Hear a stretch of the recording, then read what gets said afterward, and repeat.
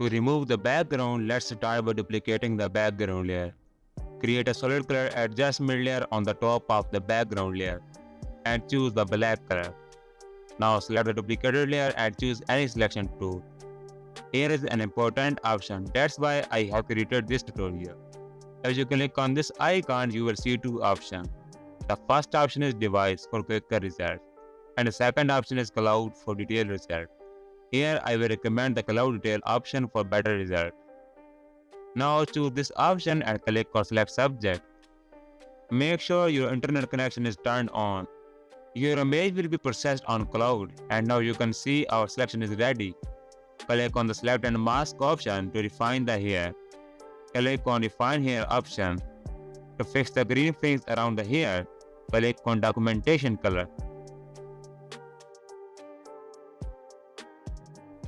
Then choose the output option and click OK. Now you can see our background has been perfectly removed. Thanks for tuning in this video. Please do not forget to subscribe and goodbye.